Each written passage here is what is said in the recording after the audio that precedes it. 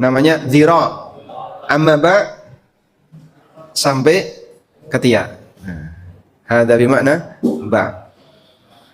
Ba artinya depa. Satu depa. Satu depa ukuran berapa? Satu depa. Tangan membentang ke kanan dan ke kiri, ini satu depa. Limadza sumya al-bai'? Kenapa disebut bai'? Karena orang yang transaksi menjulurkan depannya untuk memberikan atau menerima sesuatu. Sudah? Selanjutnya, macam-macam jual beli. Jadi kita tidak perlu mendefinisikan ya, karena sudah sangat jelas jual beli itu apa. Macam-macam baik. Jual beli yang pertama dilihat dari keberadaan alat transaksi. Dibagi menjadi yang pertama, ada jual beli yang sama-sama tunai. Keberadaan alat transaksi, ada jual beli yang sama-sama tunai. Barang tunai, barang atau uang, keduanya tunai. Antum beli di Ahlan Mart ya, membayar uang 3.000 dapat momogi. Maka transaksi ini jual beli tunai. Yang kedua, ada yang uang tunai, barang menyusul. Namanya apa ini? Jual beli salam. Misalnya antum pesan parfum dari orang yang mau umroh. Saya mau pesan parfum seperti ini, ada gambarnya ini. Harganya berapa? 50 real. Diuangkan rupiah sekian ribu. Terus antum bayar tunai sekian ratus ribu. Dah? Nanti setelah orangnya pulang dikasihkan parfum tadi. Transaksi ini namanya jual beli salam. Uangnya duluan, barangnya nyusul belakangan. Ada kebalikannya. Uang menyusul, barang tunai. Namanya apa? Jual beli kredit. Istilah lainnya adalah bai' bi at-taqsid. Taqsid artinya cicilan. Kalau dalam bahasa BMT itu namanya BBA. Bai' bi thaman ajil. Ajil mana? Tertunda. Ajil disegerakan. Kalau ajil tertunda. Ajilan wa ajilan. Mal farqu bainahuma? Bil ain, mana bil ain? Segera. Kalau bil hamzah tertunda. Baik. Mau disebut BBA, baik bithaman taksid, itu hanya istilah saja. Intinya jual beli kredit gitu aja ya. Baik. Sudah? Ketiga akad ini hukumnya boleh dengan ijma' ulama. Dan semuanya terjadi di zaman Nabi SAW. Baik jual beli sama-sama tunai, kemudian uang tunai barang menyusul, akad salam sudah pernah ada di zaman Nabi SAW, atau uang menyusul barang tunai, jual beli kredit, ini semuanya sudah pernah ada di zaman Nabi SAW. Nabi SAW pernah nggak transaksi kredit? Pernah nggak transaksi kredit? Pernah. Jual beli apa itu? Beliau membeli gandum, bayarnya belakangan, sehingga terutang. Ini menunjukkan bahwasanya jual beli kredit hukumnya boleh. Sudah? Nah, sekarang yang ketiga, yang keempat, D. Uang tidak tunai, kemudian barang belum ada. Artinya penjual belum memiliki. Ini disebut dengan jual beli kali bil kali. Jual beli kali bil kali. Apa itu? Utang dengan utang. Nah, untuk yang keempat ini ulama sepakat, ulama ijma' sebagaimana keterangan Imam Asy-Syafi'i hukumnya terlarang. Jual beli kali bil kali, hukumnya terlarang dengan ijma ulama. Lalu kapan sebuah transaksi itu disebut kali bil kali? Ada 4 kriteria jual beli kali bil kali. 1. Penjual belum punya barang. Yang kedua, penjual bukan produsen. Yang ketiga, penjual apa lagi? Sudah melakukan akad dengan pembeli. Yang keempat, pembeli tidak bayar tunai. Ketika 4 kriteria ini terkumpul, maka transaksi itu disebut dengan jual beli kali bil kali. Hukumnya haram bil ijma. Nah, kalau penjualnya produsen, Pak, boleh walaupun belum punya. Jadi misalnya antum mau beli baju ke seorang penjahit, sudah DP tapi belum dijahitkan, boleh atau tidak? Boleh. Transaksi ini nanti jadinya jual beli istisna.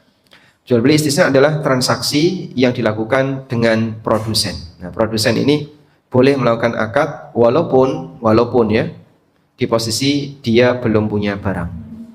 Paham insyaallah? Baik.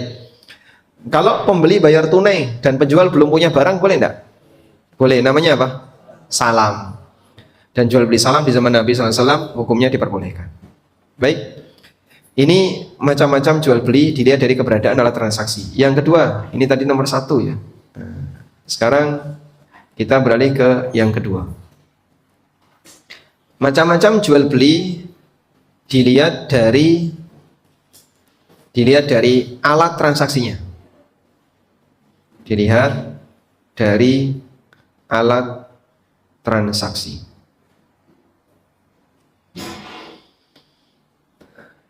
Di situ ada 3 atau ada 4, ada 3 ya. Yang pertama, jual beli uang dengan barang.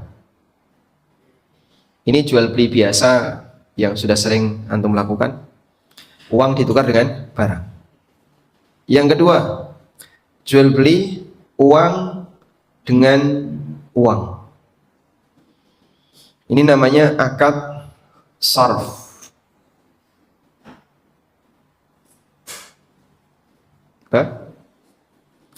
Kemudian yang ketiga, jual beli barang dengan barang. Barang dengan barang. Namanya bai' muqayyadah. Namanya apa? Bai' muqayyadah. Jual beli barang dengan barang. Kita nyebutnya apa? Barter. Namanya adalah barter. Sudah? Dari 3 ini yang boleh yang mana? Semuanya boleh. Tapi yang paling ketat aturannya yang mana? B. Nah, saraf ini paling ketat aturannya. Saraf adalah transaksi yang paling ketat aturannya. Kenapa paling ketat aturannya? Karena dia berkaitan dengan objek ribawi. Karena berkaitan dengan benda ribawi. Apa benda ribawi di situ? Yaitu uang atau emas. Di mana dipersyaratkan oleh Nabi SAW, syaratnya adalah wajib tunai. Kemudian wajib sama jika sejenis. Nah, karena ada aturan ini, maka transaksi ini menjadi lebih sulit dilakukan. Kalau tidak tunai nanti jadinya riba nasi'ah. Kalau tidak sama jadinya riba fadl. Bisa riba nasi'ah atau riba fadl tergantung jenis pelanggarannya. Baik.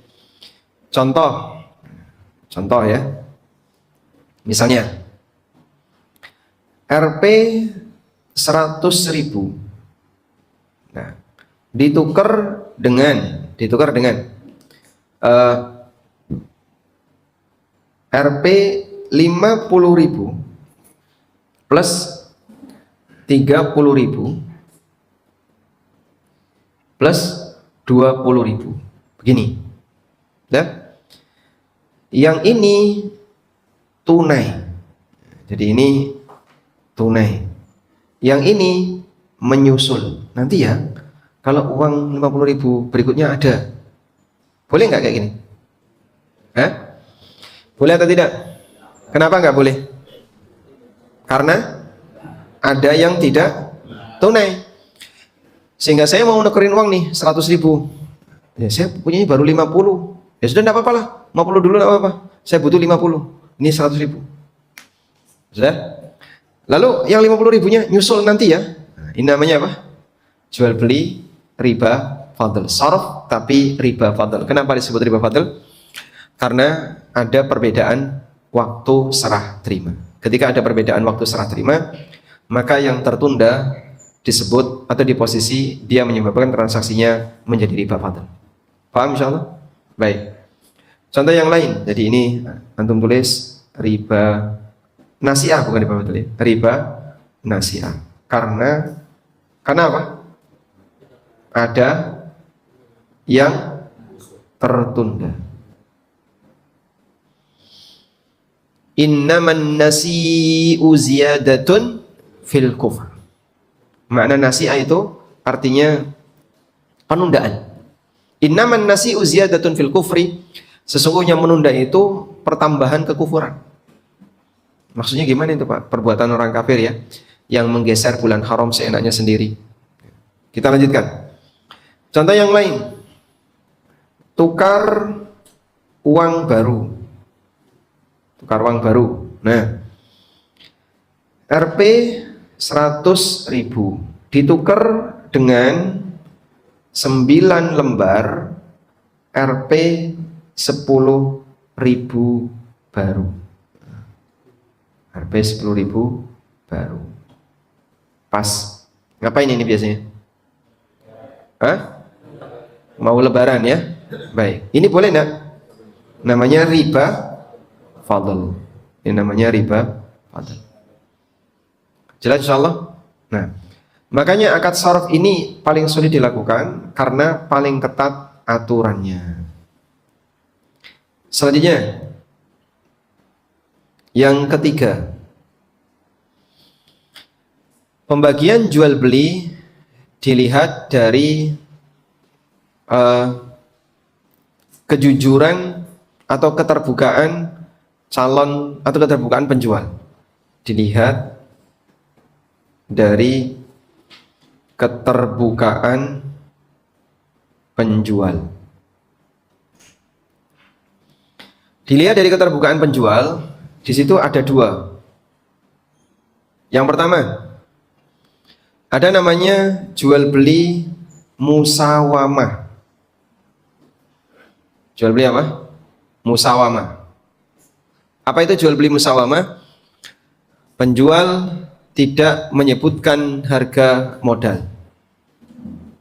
Penjual tidak menyebutkan harga modal. Ya man, sebelahnya Yusuf siapa namanya? Mas Muka? Habibi. Kau beli berapa itu tadi? Minuman ABC itu. Kopi itu berapa? 4.000. Modalnya berapa koperasi? Tanya enggak tadi? Enggak tanya. Kenapa enggak tanya?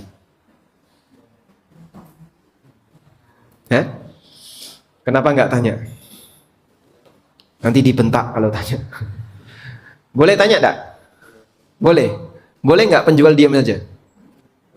Boleh? Boleh. Namanya apa? Nah, yang kamu lakukan tadi namanya jual beli musawamah. Sehingga saat orang transaksi dan dia tidak menceritakan berapa harga modalnya, itu namanya jual beli musawamah. Ini yang paling banyak kita lakukan. Betul ya? Sehingga di pasar itu rata-rata musawamah. Sekarang kebalikan dari musawamah. Namanya jual beli amanah. Jual beli amanah terjadi ketika penjual menyebutkan harga apa? Modal. Penjual menyebutkan harga modal. Misalnya, nanti tolong diulangi ya, Habibi atau siapa? Nabil. Nabil turun beli jajan yang harganya 10.000 atau berapapun, terus tanya modalnya berapa. Nah, ketika penjual nyebut ini kemarin belinya 500, lo kok dijual 10.000? Boleh nggak kayak gitu? Boleh aja ya, boleh aja. Kenapa boleh? Karena dalam hal ini orang boleh mendapatkan keuntungan sesuai yang dia inginkan.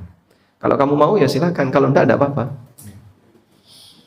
Nah, seperti ini namanya jual beli amanah. Nah, jual beli amanah ini ada tiga. Ada tiga. Ya. Yang pertama disebut dengan jual beli murabahah. Jadi jual beli amanah adalah jual beli murabahah. Apa itu Pak jual beli murabahah? Penjual minta untung. Penjual minta untung. Boleh atau tidak? Boleh? Boleh. Jadi misalnya, ini kemarin aku beli 2 juta. Kalau kamu mau beli aja 2,5 juta. Oh iya saya mau. Maka transaksi ini namanya apa? Murabahah. Nah, pernah nggak kayak gini? Pernah ya? Jadi jual beli itu disebut murabahah karena dari kata ribah. Mana ribah? Keuntungan. Maka dalam kejadian murabahah, penjual dan pembeli sama-sama tahu, oh modalnya 2 juta. Dia dapat untung 500.000. Disepakati keuntungannya. Namanya jual beli murabahah. Yang kedua, jual beli tauliyah. Tauliyah itu tidak untung tidak rugi. Dijual dengan harga sama dengan harga modal. Ini kemarin saya beli 2 juta. Kalau kamu mau gantiin aja 2 juta. Mau dia? Ya sudah. Mana? Namanya apa ini? Tauliyah. Yang ketiga, ada namanya jual beli wadi'ah. Bukan wadi'ah ya. Kalau wadi'ah itu titip. Kalau ini wadi'ah bid-dad. Saudaranya sod. Nah, ini dijual dengan lebih murah, kurang dari harga modal. Sehingga kalau murabahah ini mungkin lebih tepatnya gini nyebutnya ya. Dijual dengan lebih tinggi dari modal. Yang tauliyah sama dengan modal, yang wadi'ah kurang dari harga modal. Ini benda kemarin saya beli 2 juta, aku udah bosen, gantiin aja 1 juta lah. Mau? Mau. Nah, itu namanya apa? Tauliyah. Sudah? Baik. Sekarang lihat ini ya. Kalau orang melakukan jual beli wadi'ah, berarti kan dia jual rugi. Dia jual rugi ya. Boleh atau tidak Pak? Boleh.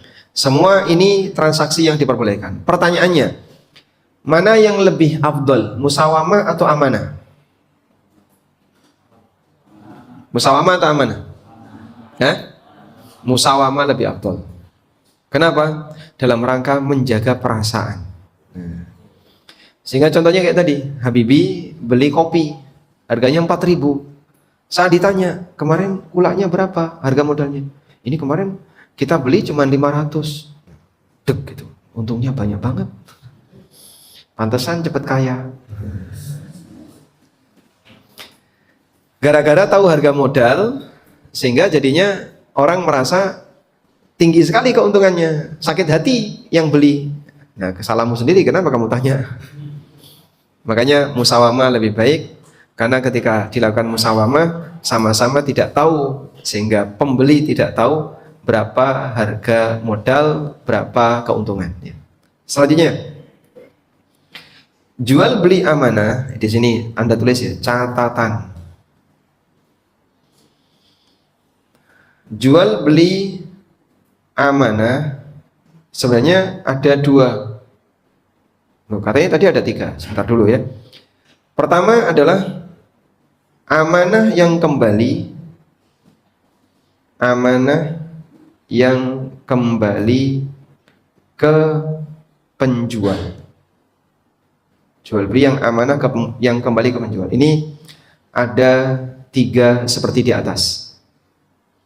Yang kedua, jual beli amanah yang kembali ke pembeli. Nah, untuk amanah yang kembali ke pembeli, bentuknya adalah, kalau amanah yang kembali ke penjual tadi apa? Nah, amanah yang kembali ke penjual, tadi maknanya apa? Belakangnya Yusuf, Mas Mukal Karim. Zaki. Masya Allah, Zaki. Apa yang dimaksud jual beli amanah yang kembali ke penjual?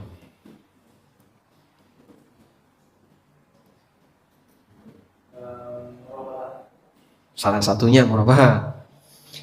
Baik, belakangnya. Apa yang dimaksud jual beli amanah yang kembali ke penjual? Ya, apa itu? Berkaitan dengan menjual. Maksudnya anaknya penjual, ibunya penjual, atau bapaknya penjual? Modal penjual. Ya, sebelahnya dikit lagi, sempurnakan. Mas Muka? Alif. Tadi siapa namanya? Musa.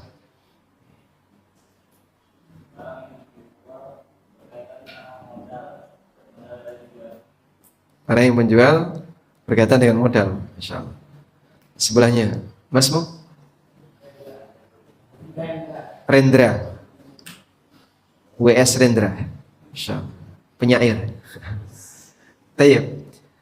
Apa yang dimaksud dengan jual beli amanah yang kembali ke penjual? Apa kaitannya sehingga disebut jual beli amanah? Penjual, dicatat ya, mendapatkan amanah untuk secara jujur menyebutkan harga modal. Jual beli amanah yang kembali ke penjual adalah penjual dapat amanah untuk secara jujur menyebutkan harga modal. Dipahami insyaallah? Baik. Sudah? Kita lanjutkan. Berarti kalau jual beli amanah yang kembali ke pembeli itu apa? Pembeli dapat amanah untuk mengembalikan barang jika penjual bisa mengembalikan uang. Jual beli amanah yang kembali ke pembeli adalah pembeli dapat amanah untuk mengembalikan barang jika penjual bisa mengembalikan uang. Dipahami definisi ini? Kalau nggak pakai contoh kok kayaknya susah ya Pak. Baik, kita kasih contoh ya. Seorang mahasiswa, dia butuh uang. Lalu dia jual laptopnya ke Pak Haji. Pak Haji, aku jual laptop ini. Ini harga belinya kemarin 10 juta. Saya jual ke Pak Haji 5 juta saja karena saya butuh duit. Nah, tapi kesepakatannya baik Pak Haji ya. Nanti dalam waktu 5 bulan jika saya bisa mengembalikan 5 juta, Pak Haji harus mengembalikan laptop ini. Paham? Ngerti enggak ini? Ngerti ya? Baik ya. Nah, biar gak ngantuk. Ahmad ngantuk Ahmad? Enggak. Lanjut ya. Jadi saya punya laptop. Ini laptop bagus banget ya. Tapi saya butuh uang. Terus saya jual laptop saya ke Mas Adrian. Ke Adrian. Adrian kan orang kaya ya. Wahai Adrian, saya jual laptop ini. Sebenarnya saya belum mau melepas laptop ini, tapi saya butuh duit. 5 juta saja, wahai Adrian. Nah. Akhirnya Adrian bersedia kasih ke saya 5 juta. Kesepakatannya ya, nanti kalau saya bisa mengembalikan 5 juta, tolong laptop dikembalikan.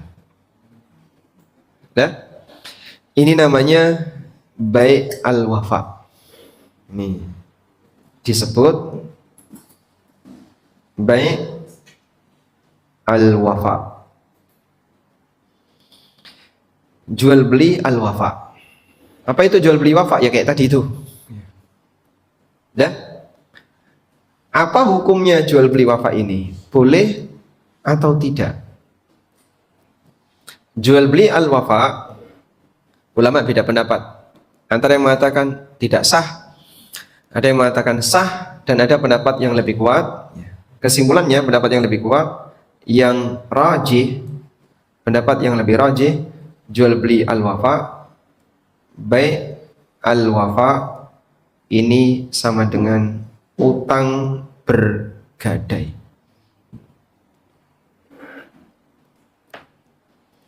Sehingga hakikat yang terjadi adalah saya utang 5 juta ke Adrian ya, dan saya menggadaikan laptop saya.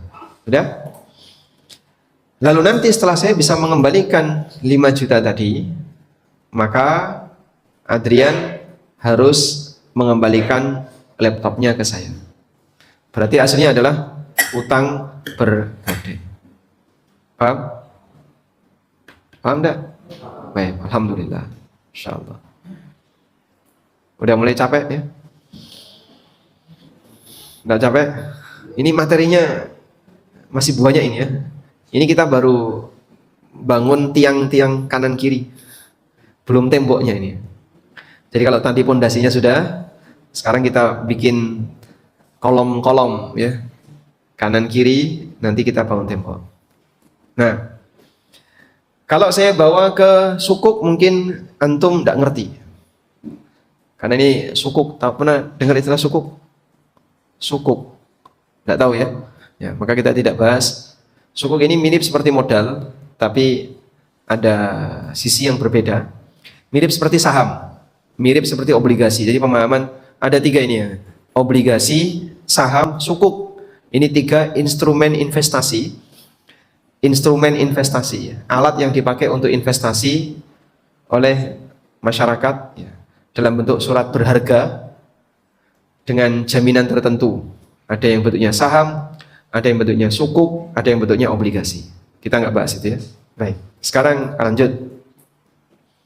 Setelah kita paham tentang macam-macam jual beli, berikutnya saya mengajak antum untuk membahas rukun dan syarat jual beli. Rukun dan syarat jual beli. Baik. Ya Syafiq. Wa yalihi man? Asif. Wa yalihi Rio, Leo, Leo, Dio, oh, Dio. Ya Dio, apa beda rukun dan syarat sholat? Syarat itu di luar, di dalam. Berarti kalau wudhu setelah sholat sah nggak? Nah kan di luar. Sebelum sholat. Berarti syarat itu sebelum atau di luar? Nah, yang lebih tepat ini kan pemilihan kata tadi ya. Kalau anda sebut syarat itu di luar. Syarat sholat, wudhu. Berarti boleh nggak wudhu setelah sholat? Kan di luar sholat tuh. Menutup aurat di luar sholat. Berarti menutup auratnya setelah sholat. Yang betul gimana? Sebelum. Nah, maksud sebelum dan di dalam itu apa? Yang dimaksud sebelum dan di dalam itu apa? Sesuatu yang harus dilakukan sebelum melakukan ibadah agar ibadahnya bernilai sah. Namanya apa itu? Syarat. Kalau sesuatu yang harus dilakukan di dalam ibadah dan tidak boleh nggak ada, namanya rukun. Sudah? Baik. Syarat ada berapa? Kita coba keluar dari tema dulu ya. Syarat ibadah. Ada berapa? Ada syarat sah. Ada syarat wajib. Baik. Sahibuz zawiyah. Man? Dhahabi. Thabit. Masya Allah. Ya Thabit. Mal farq baina syaratus sihha wa syarhul wujub?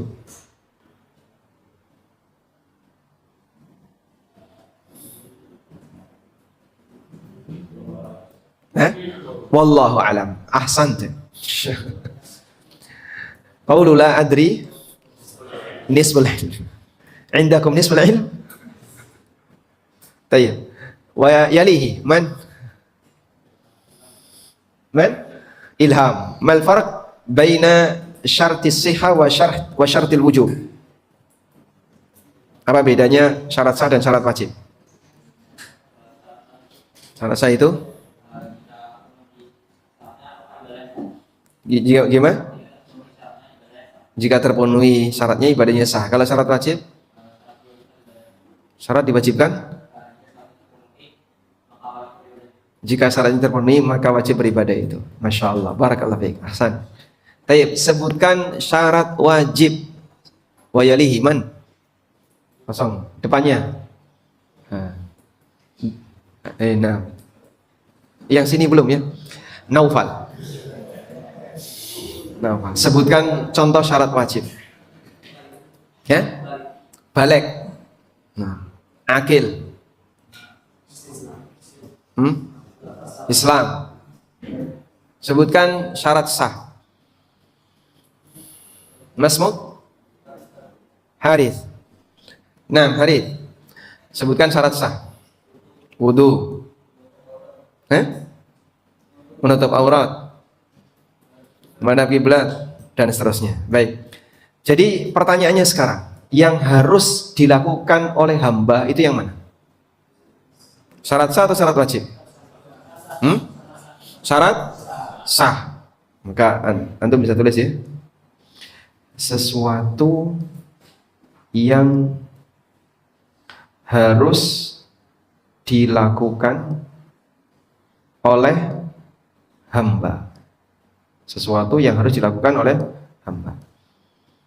Sehingga syarat sah itu di bawah kemampuan hamba. Maka hamba bisa mewujudkannya. Ya.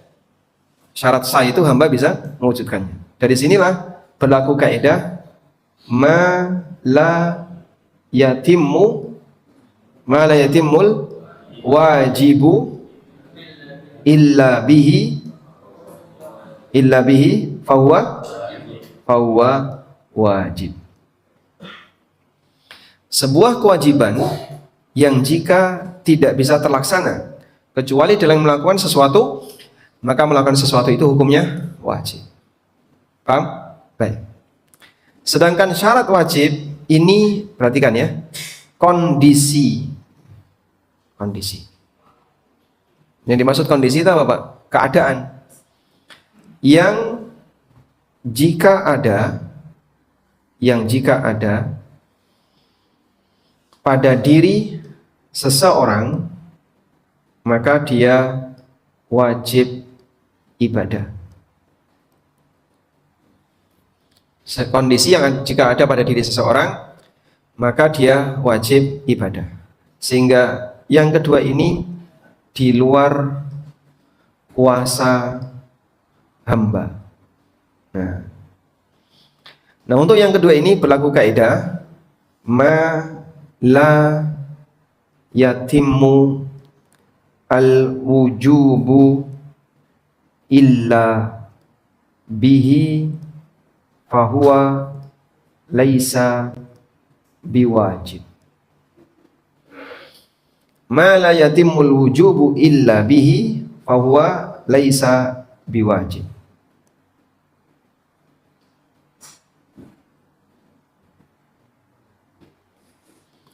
Jika ada sebuah tugas kewajiban tidak bisa terwujud kecuali dengan adanya sesuatu, maka mewujudkan sesuatu itu tidak wajib. Contoh, kapan kita wajib sholat duhur? Setelah masuk waktu duhur. Sekarang belum masuk Pak Ustadz. Coba kamu tarik mataharinya biar cepat masuk duhur. Bisa? Tidak bisa. Pertanyaannya, apakah seorang muslim harus kaya agar dia wajib haji? Ya, Mas Muk, Hafid, Nafis, ya Nafis. Apakah seorang muslim harus kaya agar dia wajib haji? Tidak? Kenapa?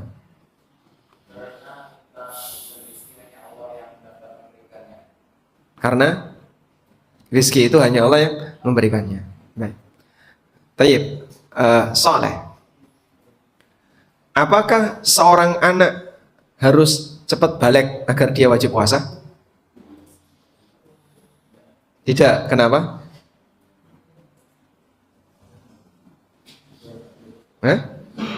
Sesuai takdir. Karena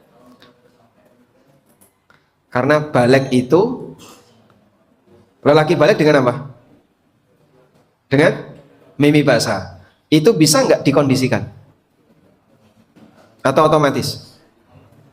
Dulu kalian gimana ceritanya? Mungkin Soleh punya pengalaman ceritanya gimana? Yang seperti ini tidak bisa dikondisikan. Dipaksa bisa nggak?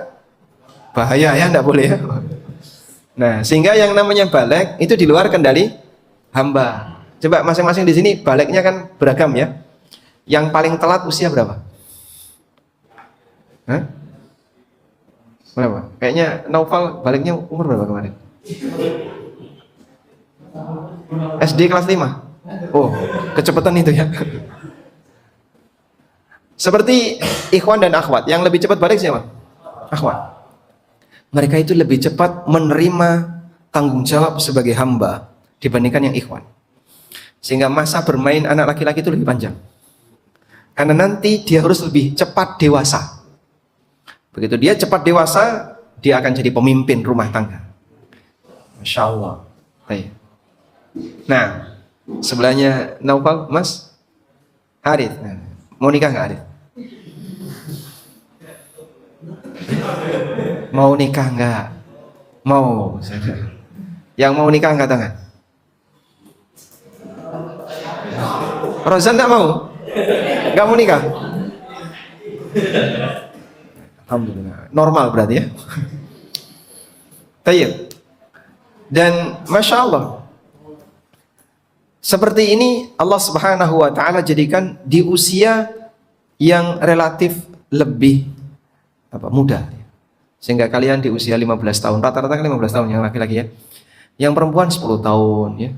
11 tahun itu sudah balik. Yang laki-laki lama baliknya, 15 tahun baru balik. Setelah dia capek bermain, ada yang sampai tenggelam di sungai, ada yang hanyut ketika banjir, ada yang kelindes truk tapi masih hidup. Nah, baru dia balik. Karena dia menghadapi masalah yang lebih banyak. Makanya ketika seorang lelaki menikah, yang kebebanan tanggung jawab siapa? Suami. Sehingga Allah kasih peringatan kepada Adam. Wa qala ya Adam inna hadza aduwwun laka wa li zawjik fala yukhrijannakuma minal jannati fatashqa. Fatashqa di situ failnya siapa? Adam wa Hawa? Adam. Awas Adam. Ini adalah musuh kalian berdua. Fala yukhrijannakuma, maka jangan sampai dia mengeluarkan kalian berdua minal jannah, dari surga, fatashqa, karena nanti kamu yang celaka. Kenapa disebut kamu yang celaka? Karena kalau sampai keluar surga, kamu nanti yang harus kerja, kamu yang harus cari nafkah, sementara istrimu tinggal menerima. Demikianlah tanggung jawab seorang lelaki ketika dia sudah lulus intan ilmu. Jadi harus banting tulang, nyayat badan dengan pedang. Apa itu? Ngapain itu? Lanjut ya. Nanti kita akan bedah lagi itu lagi. Jadi untuk syarat wajib ini di luar kendali hamba. Makanya tadi, apakah orang wajib kaya agar dia bisa zakat? Jawabannya tidak. Kenapa? Karena kaya dan miskin itu di luar kemampuan manusia. Tayyib, santri yang pengen kaya angkat tangan. Yang pengen kaya? Semua pengen kaya. Masya Allah. Yusuf paling tinggi. Tayyib, kita lanjutkan sekarang ya. Kembali ke tadi tentang fikih buyuk tadi ya. Di sini kita sudah bahas tentang syarat dan rukun jual beli. Kalau tadi kita sudah bahas syarat dan rukun sholat, berikutnya syarat dan rukun jual beli. Saya coba bukakan di slide yang baru. Jadi kita buka dulu rukun jual beli. Rukun itu apa sih Pak? Rukun itu rukun sama dengan unsur utama. Rukun sholat berarti unsur utama sholat. Yang kalau tidak ada, sholatnya dianggap nggak ada. Baik. Rukun jual beli ada 3. 1, subjek. 2, objek. 3, sigot. Subjek, objek, sigot. Baik. Subjek itu apa? Pelaku akad. Berarti penjual dan pembeli. Kalau objek akad, barang, jasa, atau dan satunya adalah uang sebagai alat transaksi.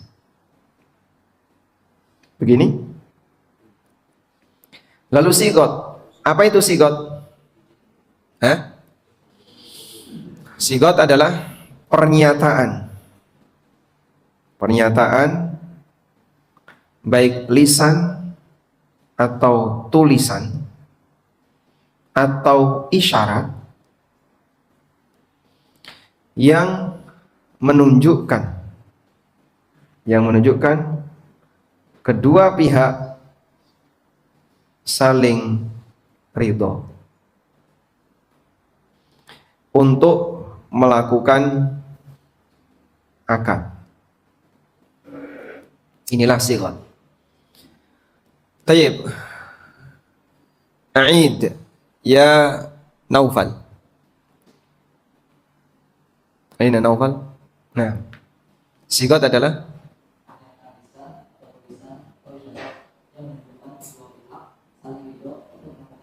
baik.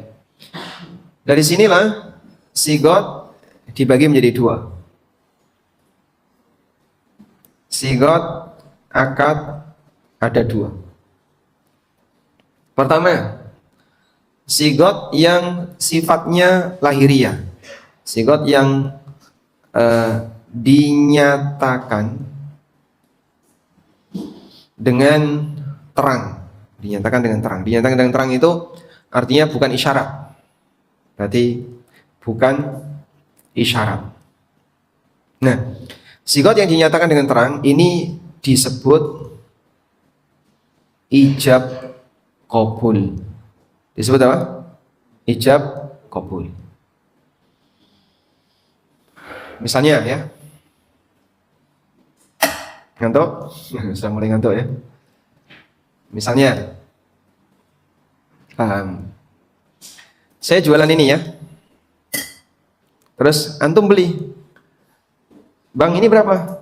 5.000. Berarti kita ijab qabul karena berkomunikasi secara lisan. Saya beli ini berapa? 5.000. Saya jual ini 5.000. Terus antum menyerahkan 5.000, tak serahkan barangnya. Nah, transaksi atau pernyataan tadi yang diucapkan secara lisan ini disebut ijab qabul. Paham? Baik. Kemudian yang kedua, dinyatakan dengan isyarat.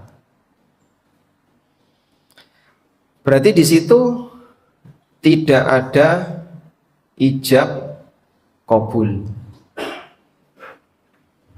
Contoh, antum ambil barang atau ada kantin kejujuran. Tahu kantin kejujuran kan?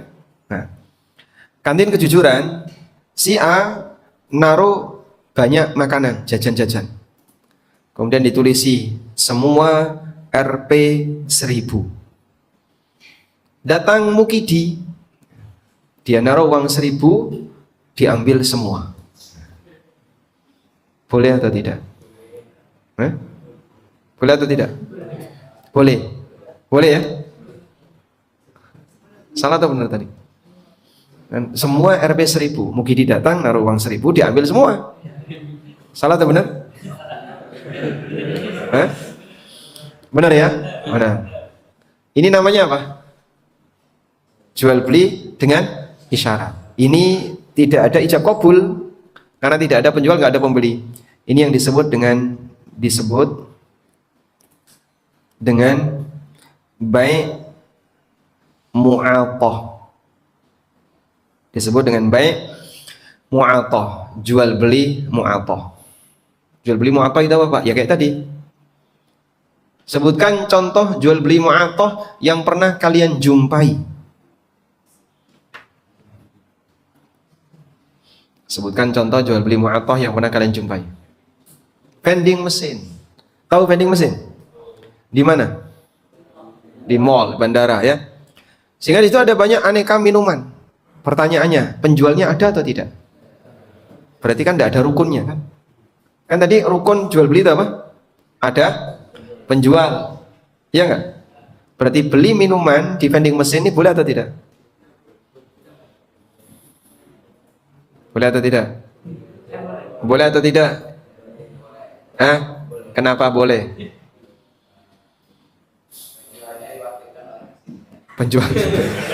Penjualnya diwakilkan oleh mesin. Mesin bisa nggak jadi wakil? Oh, dia nggak punya niat. Bisa nggak jadi wakil? Nggak bisa. Kenapa nggak bisa? Dia nggak punya akal. Nah, sekarang ada nggak penjualnya itu? Ada? Ada. Di mana? Di mana penjual? Jangan bilang nggak ada ya, penjualnya ada itu kan. Yang punya barang ini adalah penjual. Di mana penjualnya? Ada, tapi tidak di tempat. Gitu ya. Terus akad kayak gini gimana, Pak? Boleh. Ini namanya jual beli mu'athah. Sehingga di situ sudah terpampang 10.000, 5.000, masukkan uang, pencet, keluar. Jadi kan tidak ada aku jual, aku beli, tidak ada ijab qabul. Paham? Paham ya? Baik. Akad seperti ini boleh atau tidak? Boleh. Dan ini disebut dengan jual beli dengan isyarat atau bai' mu'athah. Kantin kejujuran itu termasuk salah satu di antara contoh bai' mu'athah. Baik. Sekarang kasus ya. Apa hukum jual beli di marketplace? Shopee, marketplace. Marketplace ada ya, Shopee, Tokopedia, terus apa lagi? Ada Bukalapak. Ada apa lagi? Lazada, banyak sekali ya. Itu marketplace semua ya. Yang internasional Amazon, Alibaba itu internasional. Yang nasional juga banyak. Nah, pertanyaannya, transaksi di situ boleh atau tidak? Boleh? Kenapa boleh? Penjualnya ada nggak? Ada, tapi di rumah tidak di. Namanya apa? Jual beli. Sehingga antum pilih barang ya. Terus gimana? Setelah pilih barang ngapain? Masuk keranjang. Habis masuk keranjang, klik, check out. Pernah nggak komunikasi? Bisa chat. Nah, kalau chat berarti ada ijab qabul. Kalau tidak ada chat berarti tidak ada ijab qabul. Maka transaksi kalau tidak ada ijab qabul namanya apa tadi? Mu'athah. Paham? Baik. Pertanyaannya sekarang, ijab dan qabul Mana yang ijab, mana yang qabul?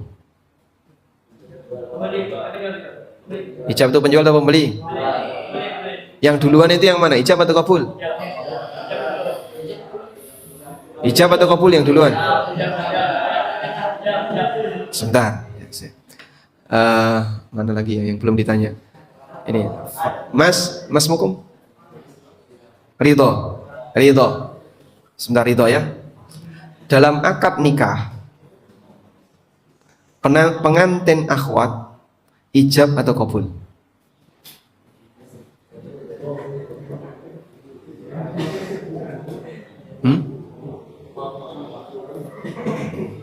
Mabniyun.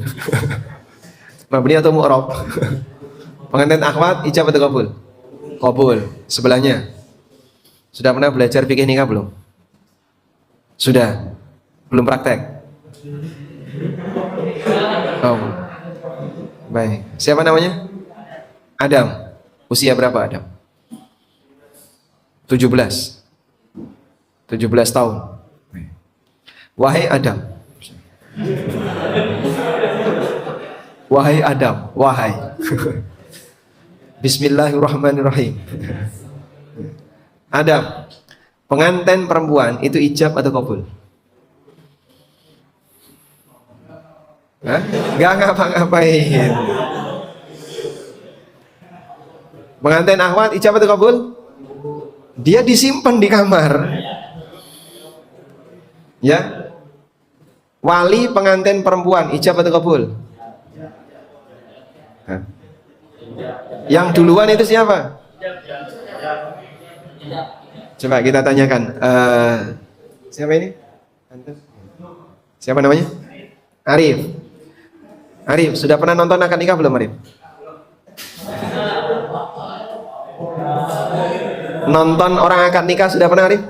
Sudah. Pengantin akhwat disimpan ya. Walinya itu ijab atau qabul? Ijab atau qabul?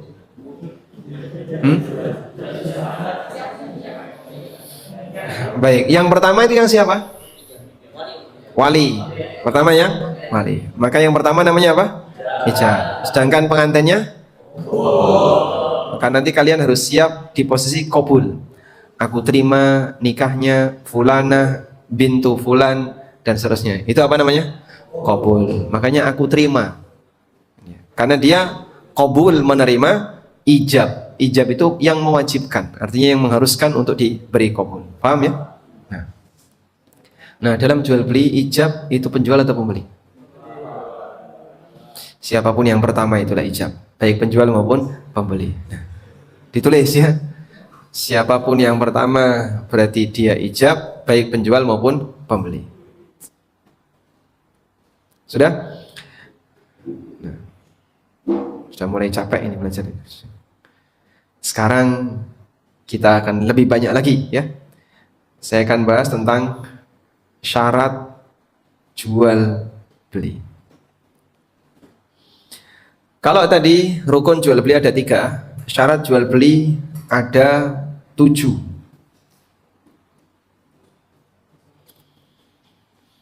Syarat jual beli ada 7. Apa saja itu? Nah, syarat jual beli itu adalah ketentuan yang harus dipenuhi agar jual belinya bernilai sah. Syarat jual beli adalah ketentuan yang harus dipenuhi agar jual belinya sah. Jadi mungkin saja terjadi tapi tidak sah karena ketentuannya tidak dipenuhi. Nah, syarat jual beli ada 7. Apa saja itu, Pak? Antum lihat ya. Syarat terkait subjek. Syarat terkait subjek. 1. Subjek harus jaiz tasarruf.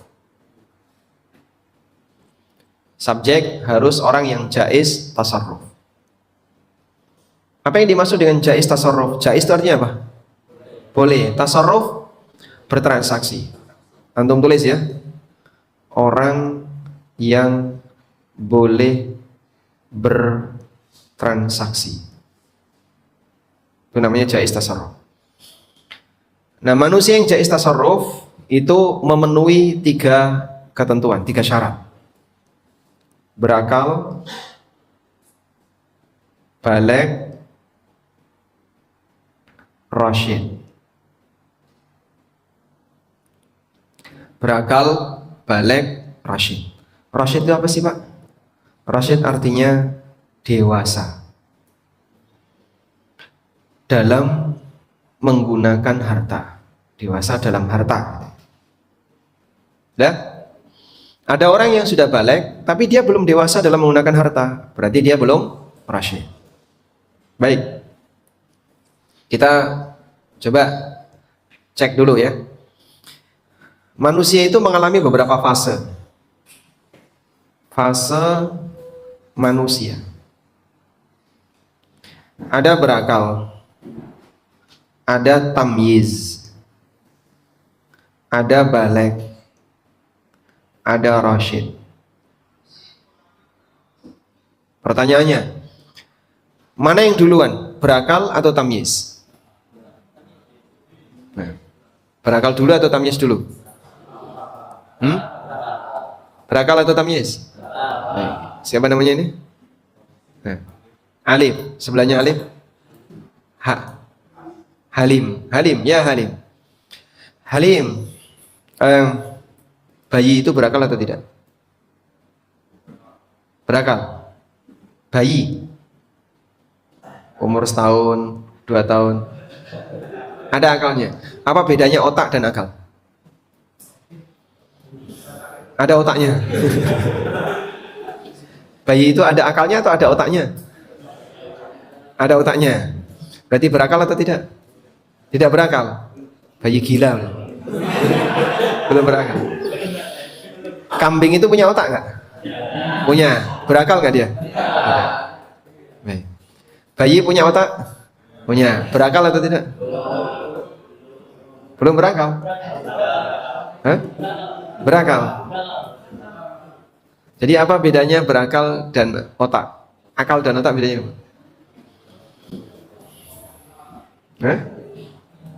Kalau otak itu apa? Organ. Ya. Kalau akal, kemampuan. Ya. Akal itu kemampuan berpikir. Nah, organ mana yang berfungsi untuk berpikir? Otak atau kolbu?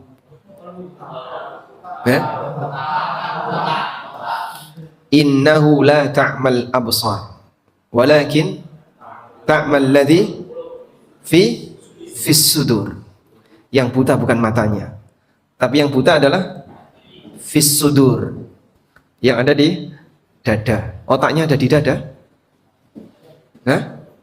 Mukh, ini adalah otak mukh. Baik.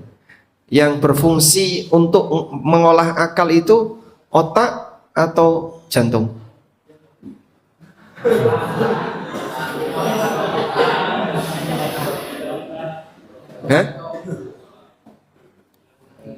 Ya. Bal hiya ayatun bayyinatun fi suduril ladzina utul ilma. Fi suduril ladzina utul ilma. Di mana memori Al-Quran itu? Bal hiya ayatun bayyinatun fi suduril ladzina utul ilma. Fi sudur. Maka yang berfungsi, Allah sebut Al-Quran itu adalah ayat-ayat yang tersimpan di hati orang yang berilmu. Berarti nyimpannya di mana? Hati atau di otak? Kita sendiri bingung dengan diri kita ya. Coba sebelahnya Halim. Man? Ya Abdurrahman. Ya Abdurrahman, nyawamu ada di mana? Nyawanya Abdurrahman ada di mana? Di dalam tubuh. Coba dicubit. Dicubit. Kalau lagi ngantuk itu nyawanya ada di mana? Ini Adrian. Kamu ngantuk? Nyawanya ada di mana kalau orang lagi tidur itu? Hah? Nah. Baik, sekarang kita lihat ini. Berakal itu kemampuan untuk berpikir. Dan bayi itu berakal selama dia sehat ya. Tapi kemampuannya setingkat kemampuan bayi. Paham? Baik. Nanti ketika dia tambah usia jadi tamyiz. Kalau tamyiz sudah bisa mengenali. Mengenali apa, Pak? Mana yang benar, mana yang salah. Salat nggak boleh berbicara, nggak boleh guyon. Itu tamyiz. Sehingga anak yang tamyiz, kalau dia nggak pakai celana keluar rumah malu. Usia berapa itu? Kamu dulu mulai usia berapa, Rozan? Waktu keluar rumah nggak pakai celana mah? Lupa. Pernah nggak Yusuf keluar, Nabil nggak pakai celana waktu kecil? Nggak pernah. Kamu lupa. Kita semuanya pernah mengalami fase itu. Makanya kalau disunat lebih baik sebelum tamyiz, sehingga pas ada bibi yang lihat kamu sudah sunat ya, dilihatin apanya. Yang disunat. Nanti setelah tamyiz baligh. Nah, baligh ini adalah batas kewajiban syariat. Nanti habis baligh rasyid. Rasyid ini nanti dia punya kelayakan transaksi. Sehingga manusia diberi kemampuan untuk menerima kewajiban syariat lebih awal daripada kelayakan transaksi. Padahal dulu langit, bumi, dan gunung ketika ditawari untuk menjalankan syariat itu nggak mau. Inna aradnal amanata 'alas samawati wal ardi wal jibal. Lalu fa'abaina ayyahmilna. Nah, selanjutnya yang kedua sekarang. Berarti manusia cukup dengan usia baligh sudah mengemban perintah yang dulu langit, bumi, dan gunung nggak sanggup. Itulah kehebatan manusia. Hanya di usia kurang lebih 15 tahun dia sudah menerima sebuah beban yang langit, bumi, dan gunung nggak sanggup untuk menerimanya. Maka di pundakmu ada amanah besar yang dulu pernah ditawarkan oleh Allah kepada siapa? Makhluk yang besar-besar ya. Fa'abaina ayyahmilnaha wa ashfaqna minha. Mereka ketakutan sehingga tidak sanggup untuk menerimanya. Selanjutnya, ini syarat pertama. Yang kedua, subjek harus pemilik atau wakilnya. Zuhur jam berapa? Zuhur jam berapa? 12:30. Nanti kita sampai 12:30 ya. 1 menit lagi, zuhur. Tapi kita sampai 12:30 ya, insya Allah ya. Baik, pemilik harus penjual dan pembeli harus pemilik atau wakilnya. Kenapa? Karena kita dilarang untuk mentransaksikan apa yang tidak kita miliki. Karena kita dilarang untuk mentransaksikan apa yang tidak kita miliki. Kalau itu bukan uangmu ya jangan kau pakai belanja. Kalau itu bukan barangmu jangan kau jual. Kecuali jika dia dapat izin dari pemilik. Maka kalau dia dapat izin dari pemilik jadinya apa? Wakil. Sehingga wakil dia harus ada izin dari pemilik. Kalau tidak ada izin dari pemilik, maka berarti dia melakukan kezaliman. Ya?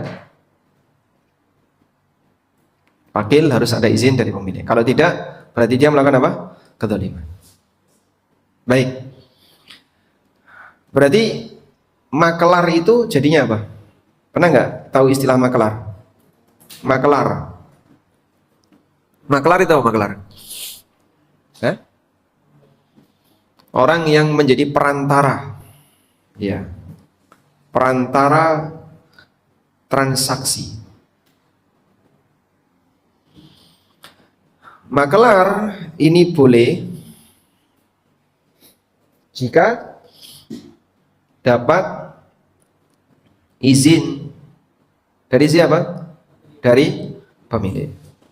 Makelar hukumnya boleh jika dia dapat izin dari pemilik. Kalau dia nggak dapat izin dari pemilik, maka hukumnya dilarang. Misalnya makelar tanah, makelar rumah, dan seterusnya.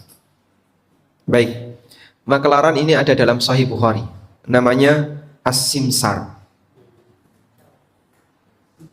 As-Simsar. Coba kita lihat ya. Ini bisa nggak nyambung wifi? Nggak ada wifi sih.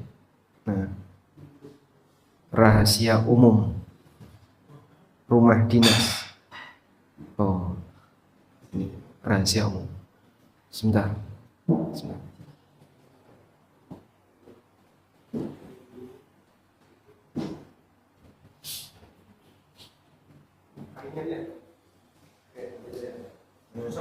Bisa. Pakai yang mana? Ruci.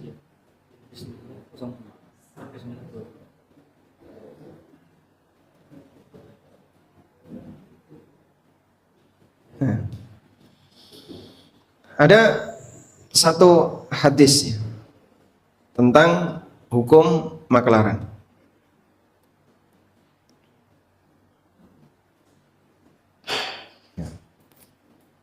Nah, ini beberapa keterangan tentang masalah simsar.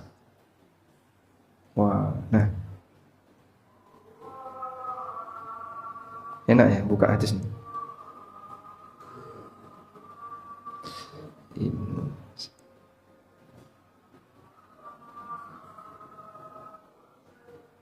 Allahu Akbar.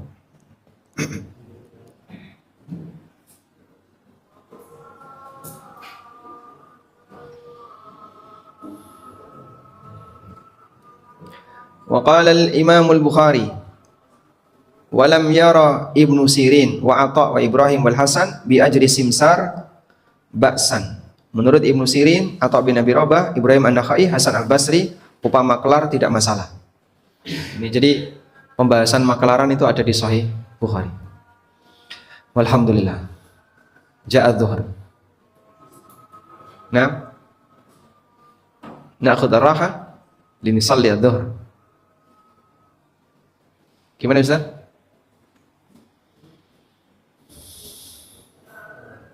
Tayyib.